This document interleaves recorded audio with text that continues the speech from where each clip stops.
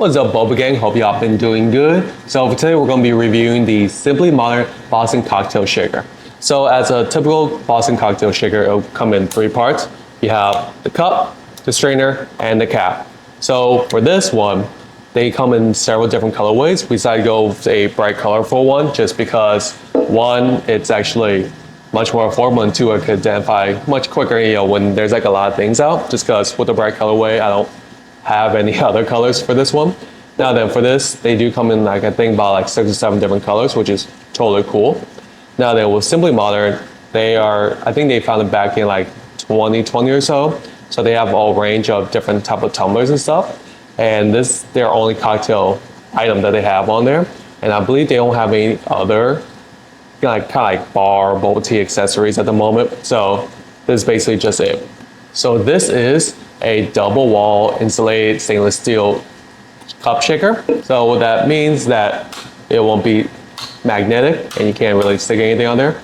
The back of my timer has a magnet on there. So if I throw it on, let's say is this on camera? If I throw my timer on there, I'm pretty sure you can see it. Basically, it sticks to that. It's not sticking to this. So since it's not magnetic, that's totally cool. You don't have to worry about some random things being attached to this. So two things I want to highlight when it comes to this cup shaker. First and foremost, it's a twist. So unlike most other Boston shakers I've used, these you actually have to twist it on and off. If we take our polyurethane boba shaker, these just take it on and off, boom, boom, okay? Whereas this, basically, you have to twist it on and off. There's no like popping, stuff like that. You could technically like put a cap on and then slam it down, but at some point you're gonna wear out the, the twist that goes on to these. So yeah, and in terms of the insulation, or not the insulation, the leak proof of it, there are these rubber gaskets that are on each and every one of them.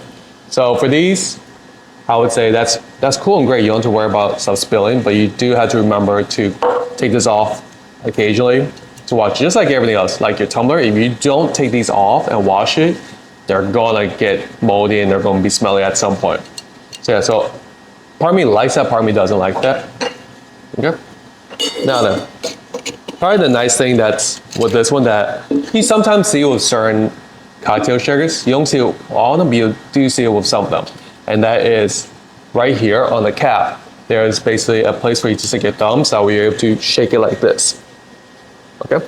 I personally like that, and this definitely helps when you are making, a few cocktails and you're shaking by hand. Unlike, like a bubble tea one, most of them, the cap right here, some of them are a little bit rounded, some of them are kind of flat, but they don't indent compared to how this one does.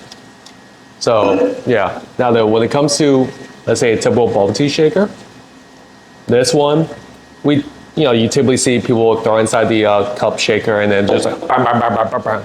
Like for us, we have Shakira and she basically does that for us. Like with typical Boston cup shakers, you're basically shaking by hand.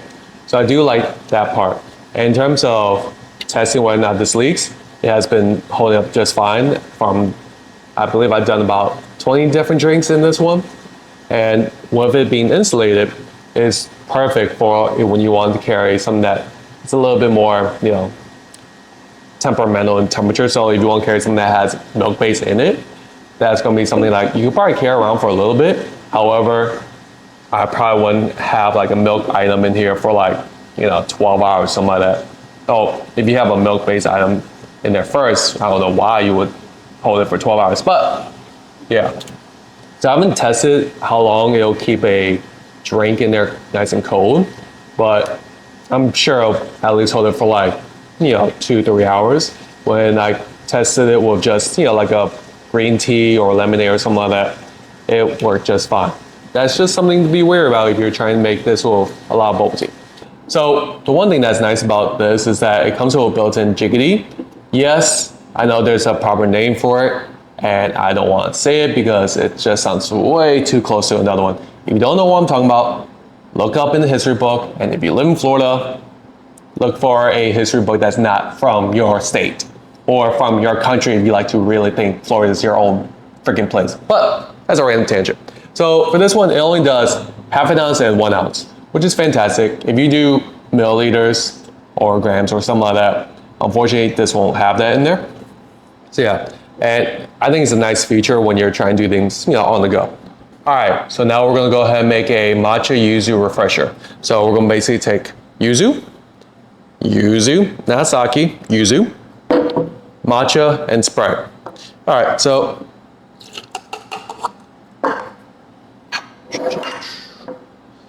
I'm not feeling in the mood for like a strong yuzu taste, so I'm probably gonna do half an ounce, which is very nice that this thing has a measuring cup on the inside. All right, and now we're just gonna go and fill up with Sprite. Put the lid. Boop, boop, boop. I'm sure this would be much quicker if I was standing, but it's all right. So I'm putting my thumb here, my next finger here. I'm just gonna shake it. All right, now then, as you can see, nothing has leaked out at all, which is fantastic. These little O-rings are definitely holding it up, which is great because, if you're going to make this outdoors, you don't want to spill everywhere. Of course, if you forget to actually screw them on or you don't screw them on tight enough, not too tight, because when you're shaking it, you're adding pressure, but so just tight enough so that way you're able to get it all. All right. Oh. Woo! The Sprite. Yeah.